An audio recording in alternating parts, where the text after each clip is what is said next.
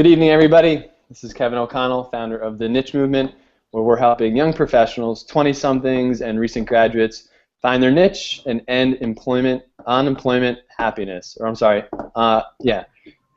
tonight I have two authors of BoldJobBook, Get Hired, Get Noticed.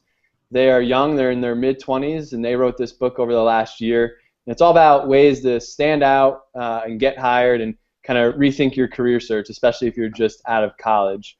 So we have Melanie Feldman. She hails from Honolulu, Hawaii, currently living in New York City. We have Josh Siva, who is currently from Pittsburgh or Buffalo area, and he's currently living in Canada right now. So without further ado, I'm going to introduce them. We're going to run through some questions here and hopefully give some tips to our audience. And then we're going to turn it back over where we have an announcement and a few things that we've been working on together. Because I met Melanie and Josh via Twitter, and then got to meet Melanie at Rutgers, and then actually we got together in New York City earlier in June. So without further ado, I'm going to turn it over to you guys, introduce yourself, and then we can talk a little bit about the book and why you guys wrote it. So welcome. Yeah, thanks, Kevin, for having us.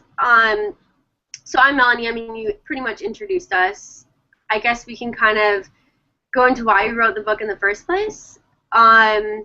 So Josh and I both met in college, and I graduated in December 2011 from the University of Pittsburgh. I flew home to Hawaii because it was really cold and I didn't want to do anything else but be in the sun. And from there, so Josh and I kind of went our separate ways for a bit, and I was kind of looking for a job. I'm like, all right, I thought I had this great resume. I was a finance and marketing major. I had 3 solid internships. I played Division I volleyball, and for a full month in Hawaii, I could not get a job, let alone I could not even get a response for a job, any job I was applying for. And it was like I was applying for about 1,000 jobs a day. And so long story short, I first realized, I need to start switching up my techniques and changing things up. So instead of applying for so many jobs, I took this creative approach to try to get a job, and I was in Hawaii and ended up doing all kind of creative things that a lot of the techniques are mentioned in the book, and other just funny things. But it got me in touch with people, and so long story short, I was like, wow, like I don't think I learned that in college. Like, no one ever taught me how to actually apply for a job. So then I talked to Josh, and Josh, you can kind of take the second half of the story away. Sure. So Melanie and I had done a bunch of projects together, and we always ran into this hurdle where we kind of lost control and figured, well, we're pretty good at writing, and Melanie was telling me about her job situation and the stories she was creating by applying, and I was like, well, I did something similar as well, and having done the same thing over and over and over again and not seeing the results, we realized when we changed it up a bit differently and we were using our passions to really stand out and stick out from the crowd, we were seeing the results, and both of us were fortunate enough to land the jobs we wanted as a result of being bold and doing something a bit different. So we had the aha moment and said, well, if we're doing this, maybe there are other people out there who are also mixing things up, taking something they're passionate about and turning it into a creative way to get noticed. And so we set on this mission for about a year, really finding people across the world, not just the US, who had also done something different.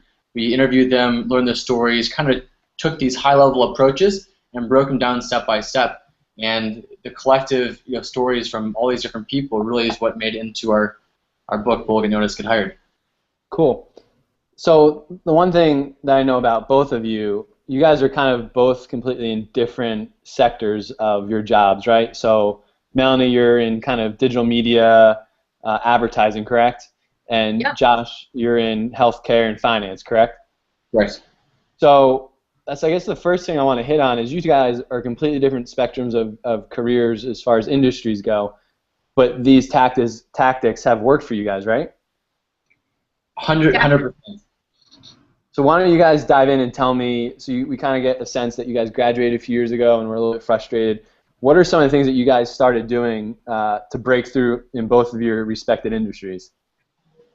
So I would say the biggest thing that we found, and this was kind of, we interviewed over 30 people for our book, and we've done numerous interviews after that, and the common denominator between every single person that has done something creative or risky to get a job is they've all leveraged a human connection. So they've all done things to get in front of someone, to get their resume in front of someone. And I think that's the biggest thing. A lot of people are like, well, doing something crazy only works for a creative agency. But really, what we're trying to, educate people on is there's so many different ways to put yourself out there, and the main goal is getting in touch with someone that works for the company you want to work for. And I think the biggest thing when I started applying for jobs and actually getting results was taking my time on every job. So instead of applying for 1,000 jobs a day, I would pick one company for the week. I would research them. I would connect with everyone on LinkedIn. I would send them messages. And my whole goal was get me on the phone for 5 minutes with someone to talk about them, just them. And nothing, I'm not going to ask for anything because you find like no one wants to do anything for someone they don't know. But if you can have a conversation with someone, that's how the relationship starts. And when I started really focusing on just getting in touch with the right people and having actual conversations to develop relationships, I probably got 20 interviews in 1 month at all the companies I was applying for before. And I think that can be used in any industry. It's really just leveraging that human connection, whether it's on LinkedIn, Google, your alumni network, anywhere. Interesting. And so what was like the fastest turnaround time? I mean, so you said you went from kind of, instead of applying to 100 jobs a week to focusing on one company a week. I mean, was it pretty successful right out of the gate? Yeah, and it was fun too because I was starting to like get responses, and people were so willing to jump on the phone with me. I was shocked because I thought, why would the VP of marketing at ESPN want to get on the phone with me? I'm just out of college and more than happy to jump on the phone. I couldn't grab coffee because I was in Hawaii and he was in like New York, I think.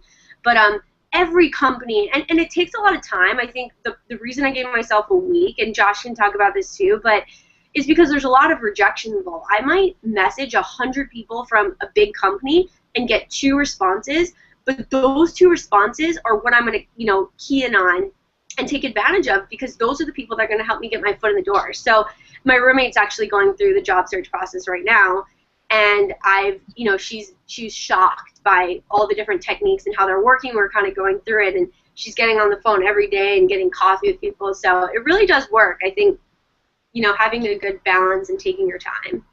Awesome. And so, Josh, what about you trying to break through your industry? Have you always been with the same company you're with now, or what was your story out of college to where you are now?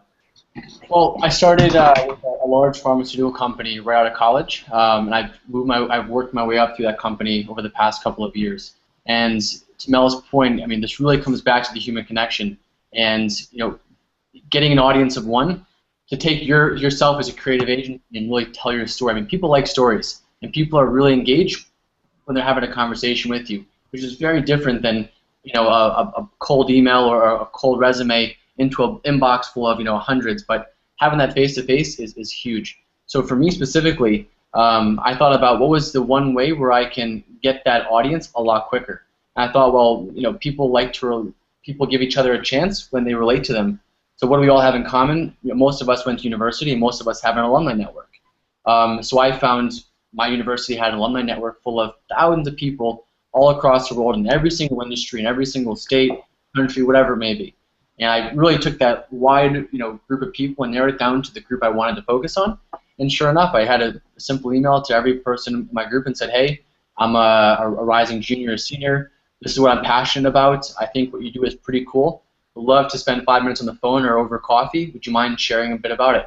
And sure enough, almost every single person I dropped an email to, a place to call to, I said, sure, why not? Every single person. Wow. And it wasn't as if it was just someone off the street. I mean, these were people I never met before, but because we went to the same school, of course I'll help you out. That's great. So I'm curious, Josh, with like your role, you said you've been with this company for a little bit.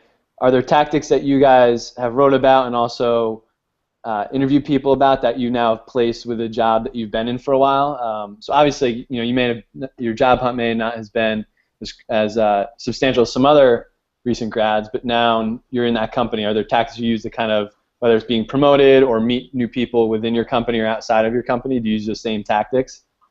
100%. I think the mindset of being curious in other people doesn't stop just once you get the job, and that's really been one of the strongest things that's helped me out along the way. So it's finding a new person each and every single month in a group where I don't work and just to continuously expand that network. And sure enough, over time, so-and-so remembers having a conversation with me and says, hey, by the way, this is something we talked about, and here's an opportunity. This is something you might be interested in. The same thing kind of goes for selling yourself. When you have an accomplishment, how do you share it? How do you present it? A lot of the techniques we use for marketing yourself blindly apply 100%, if not more, once you're inside the company. Because that same momentum not only picks up, but you can have even better results simply because you already have the connection, being one of the employees. And to be quite honest, I feel like a lot of people let their guard down once they get it. But if you keep that hustle up, it's amazing how quickly you can move just because no one else is doing it. It doesn't seem like rocket science, and it isn't. But because no one else is doing it, you can have pretty significant results. Yeah. So the one thing I want to touch upon in this book is I think it's your last interview, right, guys, with Neil Everett from ESPN. I'd like for you guys to share that story. I guess, Melanie, you shared it the first time we met, but you kind of said you had a different strategy to get in front of him. Can you talk about how you reached out to him, how you guys finally connected, and how you got him to be featured in the book, and who he is? Yeah, give me a little background for anybody that's not into ESPN or sports. Sure. So there's kind of two parts to this story. So Neil Everett, sportscaster for ESPN, one of my favorites, so I might be biased. But anyways, I was out of college. So the first half of the story is out of college, I really wanted to work for ESPN for the pure reason of I love sports and I like business, and I thought, oh, that's probably the perfect job. And I was having a really hard time getting my resume through, and when I talked to the VP of marketing, he basically told me, Melanie, every time you apply online, no one sees your resume. And I was like, what? Like, I've been applying online for the past month. And he's like, yeah, like, we just get too many, internal referrals or all this. And so he's like, I can do my best to help you, but you got to keep trying to get your foot in the door by, like, approaching people. So, I got off the phone with him, and I'm like, all right, who can I reach out to there that can get my foot in the door? And I'm like, who other than Neil Everett? And as, Kevin mentioned, I'm from Hawaii, and Neil lived in Hawaii for 10 years. So I'm like, you know what, we have this small connection where we've lived in the same place for a good amount of time, and what the heck, I'm going to shoot him an email. And of course, he's the most private person in the whole world, so I made up 5 email addresses that I had found from LinkedIn from people that I've connected with on ESPN, and I put 5 possible emails, like neil.everett@ESPN, and Everett, whatever, and sent it off. And I didn't really think anything of it. I kind of put this little heartfelt email together. And a month later, I was already committed to my job at this point. I was flying to New York from Hawaii, but I get a phone call. It's actually a message, and it was like, hi, Melanie, this is Neil Everett's voice calling you. And I was like, what the heck, So long story short, he called me back, and we chatted on the phone for about 45 minutes maybe. He's a really, really cool guy. And he got me an interview at ESPN the next day, something I could not get for the longest time. And the next day after we connected, he pulled strings and got me an interview. And like I said, I was already committed to another job, so I took the interview, but I was like, hey, this is a great opportunity, but I'm going to pass. I already have another job. But in my mind, that's like one of the inspirations for the book, because it's like, hey, you can get in touch with anyone. You just got to go about it the right way. And people are more than willing to talk to you. I mean, he's a public figure, famous, and was jumping on a phone call with me. And so I was like, hey, that's really cool, whatever. So Josh and I had been writing the book for probably 9 months, and this has been, a long time ago. And my dad calls me, and he goes, Melanie, I just saw this YouTube video of Neil Everett, has this awesome story of how he landed his job at ESPN. So I quickly watched the YouTube video, and I'm like, oh my God, I called Josh. I'm like, Josh, we need him for our book. I'm gonna get him for our book. And so Josh was like, all right, do it. I'm like, okay, because his story wasn't particularly, related to a recent college grad, like we were pretty much aiming a lot of our stories to. But his story gave inspiration to anyone who wants to get to the top of their industry. And to me, that's so important, to know that you can start at the bottom and work your way to the top, and that's exactly what he did. And so I'm like, all right, I'm going to get in touch with him. And, as you mentioned before about using these techniques to not only get your job, but using it after you get your job, Josh and I used all these techniques to interview people, to get in touch with people and, get in front of them to actually get an interview for our book. So exactly what I did with Neil Everett. Of course, I emailed him, You know, as soon as I saw this interview, I emailed him. He doesn't get back to me. I had to follow up probably 30 times before he sent me a quick email saying, Melanie, call me right now. I have like 10 minutes. I'm like, okay, so I'm sending, it's a Thursday. This is 30 days after I had originally emailed him.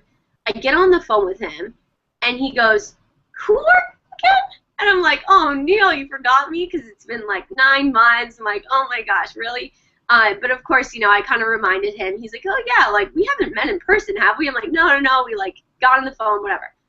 So anyways, I basically told him what we were doing. He was an inspiration for the book, and I wanted an interview. And ideally, I wanted a video interview because our entire website is covered with our video interviews of the people that we interviewed for the book. And so he goes, Melanie, I mean, this guy doesn't have anything public online. No social media, he deleted the YouTube video I told him about that I saw him originally speaking. So, so I told him, you know, he's like, Melanie, call me back this time next week, and you have your questions ready, and ask me as I'm driving, and I'll give you my answers, and you can use it for your book.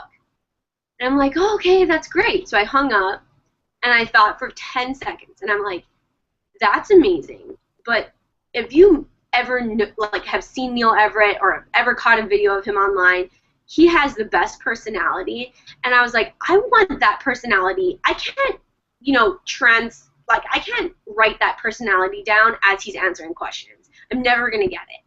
And so I called him back, and it was a Thursday, and I said, Neil, I'll be in LA on Saturday. Can I meet you for 15 minutes just to do this interview? It doesn't have to be videotaped. I just want to get the interview.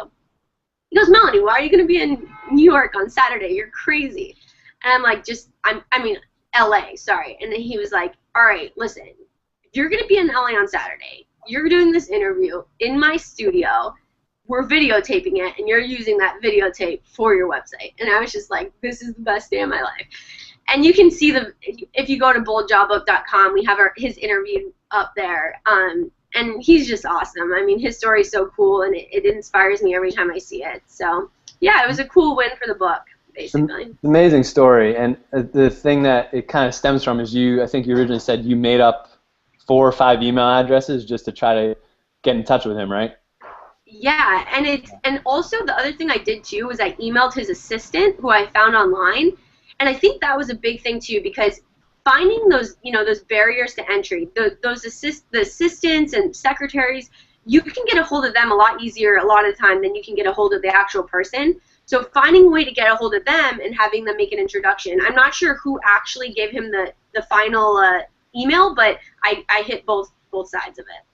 That's great. And the other closing point to that is you obviously established a connection with him 9 months prior to even you interviewing him. So you got to kind of find ways, whether it's people like Neil Everett or some other people in your book, you got to find ways to kind of keep that connection alive, and they're, hopefully down the road it'll come in handy. So Josh, why don't you talk to us a little bit about the process of the book, kind of where you guys started from, how long it took, and now where you guys are at with the book, and then we could talk a little bit more about some of the endeavors that you guys have coming up in the next few months. Sure. So the book, like we said, took about a year, a little bit longer than a year to go from start to finish. It started with one story after Mel had told me a story about when she was applying. She had mailed a cookie to someone in the shape of a shoe, and on the cookie it said, like, just trying to get my foot in the door, something to that effect. And we said, this is interesting, this is unique. We saw an article like the next day about someone who did something similar in the Wall Street Journal, and we started making a list of all the cool stories we thought we would want to learn from. We want to just understand ourselves. And what turned out to be 1 post to 2 posts, we started creating chapters and a whole framework for how we can break this down and simplify it. So anyone who says, crap, I need a job, won't have to really reinvent the wheel. We can kind of guide them step by step from start to finish. And by the way, we'll give them the tools and techniques needed to turn their passion and what they're good at into a mechanism for creatively getting themselves out there. And it just so happened, we were all kind of scattered in multiple locations. So I was in Philadelphia, Melanie was in New York, and for a short period of time I was in Singapore as well. But we had a schedule every week where we came together and we talked about who we were interviewing and what the purpose of the story was and what the lessons learned were. Divided the work, wrote the stories, and it was multiple revision after revision after revision, just taking this big piece of clay and molding it to what we ultimately have as our book currently. Once we finished, writing all the stories and really making that story tell as one story all throughout, we worked with a number of different folks. We're so grateful for helping us edit, helping us make sure it read right. I mean, really had to read well, and getting someone to do the graphics for us and really help bring this idea to life. We had this giant Word document, but that wasn't really a book. I mean, the content was, but it's not the book you see on the store shelves, and that's really what we wanted to achieve. So we use a lot of techniques in our book, once again, to find the right people to help us. And at the end of the day, we now have a book that's been sold all over the world and been able to connect with so many different people. And a lot of the stories we've captured are recorded on video, and we still continue to record these videos on a week-by-week basis for our blog. And it's something we're just really passionate about. And the book came out. It's still ongoing, and it's growing every single month. And there's no end in sight. We're very excited, and it couldn't come at a better time with the current job market and everything else. But it's really just about people connecting with people, and we're happy to be some of those people connecting with others. Yeah, I'm super impressed.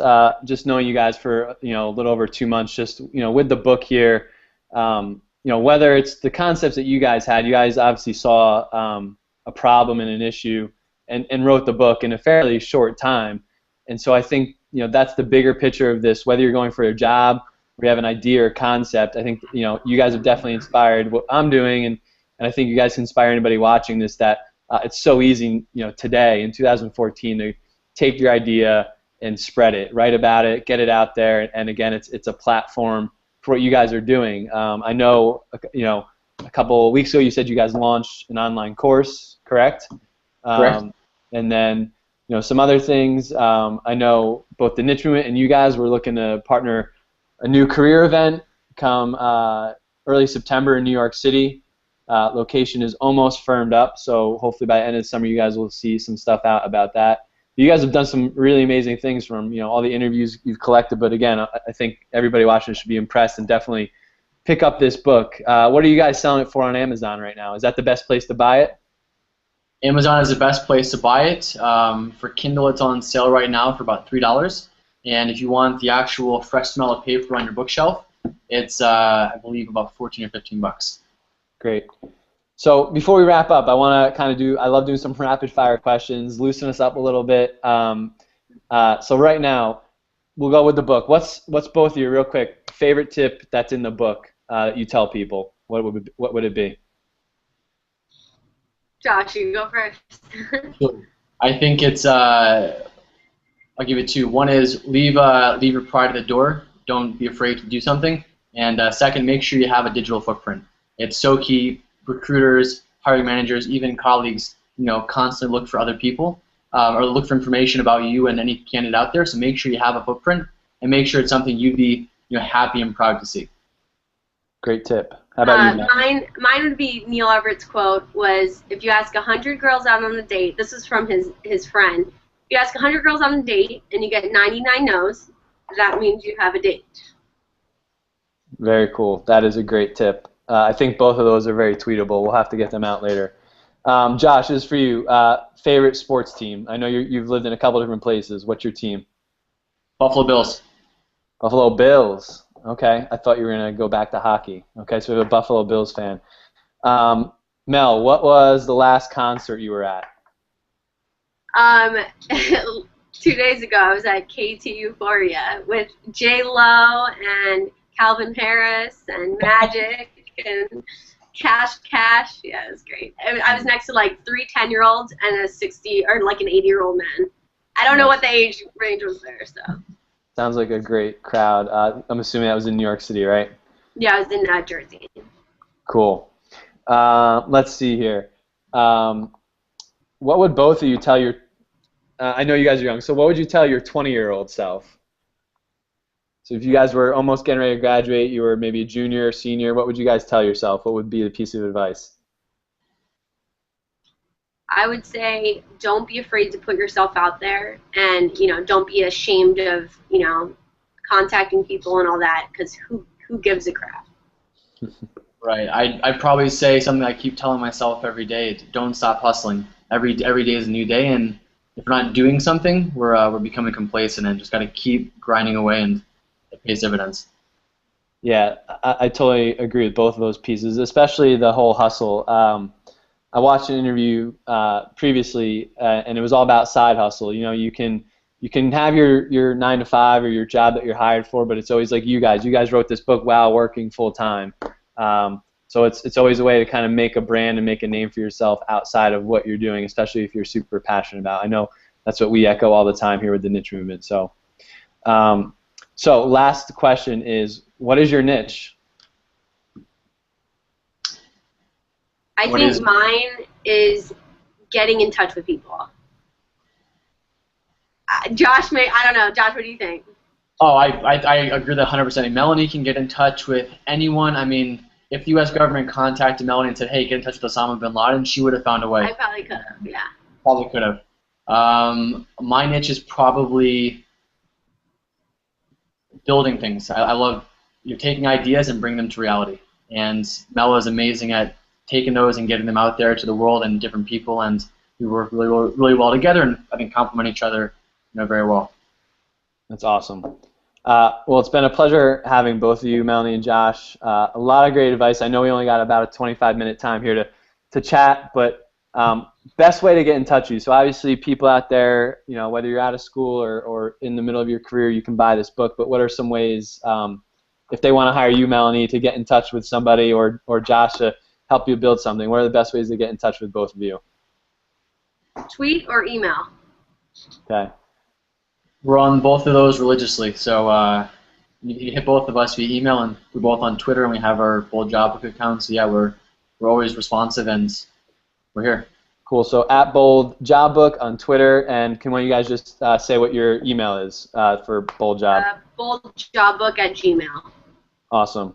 Again, I definitely recommend you guys checking them out. I've had the pleasure of doing a few things with these guys for the last 2 months, and like I mentioned, we will be planning a very unconventional and a new spin on a 3-hour career event where 25 to 50 participants will really leave with some knowledgeable advice from both the niche and Bold, looking to host it early to mid-September in New York City.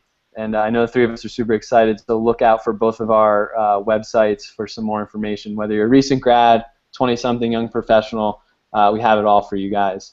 So before we wrap up, we just have a few announcements here. July is going to be a busy month for the niche movement. So if you haven't been following, I've been personally blogging for the last 23 days.